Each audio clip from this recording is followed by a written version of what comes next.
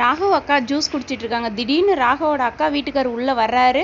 அபி ஏமாத்தி திருமணம் பண்ணணும்னு நினைச்ச அந்த கணேஷே உள்ள வரான். பயங்கரமா டென்ஷன் ஆகி எங்க அக்கா வாழ்க்கையை கெடுத்துட்டியடா அப்படின்னு ராகவ் போய் சட்டையை பிடிச்சிட்டு பயங்கரமா பேசுறாரு. சட்டையை பிடிச்சிட்டு விட மாட்டேங்கிறாரு. அங்க இருக்கிறவங்கலாம் தடுக்கிறாங்க. பயங்கரமா ஷாக் ஆகுது. இந்த நேரத்துல தாங்க கரெக்டான நேரத்துல அபியும் வராங்க. வந்து பாத்துடுறாங்க. இவன் நம்மளை ஏமாத்தி திருமணம் பண்ணணும்னு நினைச்சவன் தானே அப்படின்னு சொல்லி பயங்கரமா அபி ஷாக் ஆகுறாங்க. இப்பதாங்க உண்மையெல்லாம் வெளிவர போகுது. ஏன்னா இதுக்கு தான் ராகவ் வந்து கோவப்பட்டாருன்னு அபிக்கு இனிமேல் தான் புரிய வரும். ஏன்னா அவங்க அக்கா வீட்டுக்கார நம்ம திருமணம் பண்ணணும்னு நினச்சி நம்ம பேசிக்கிட்டு இருக்கோம்னு நினச்சி தான் ராகவ் நம்ம கூட வந்து பேசுறது இல்லை அப்படின்னு சொல்லி இனிமேல் தாங்க அபி வந்து புரிஞ்சுப்பாங்க. ராக்கி பாயும் நல்லவர் தான் அப்படின்னு அபி புரிஞ்சுக்குவாங்க. பயங்கரமாக டென்ஷன் ஆகுது வீட்டில் எல்லாருக்கும் இவன் வந்ததுனால.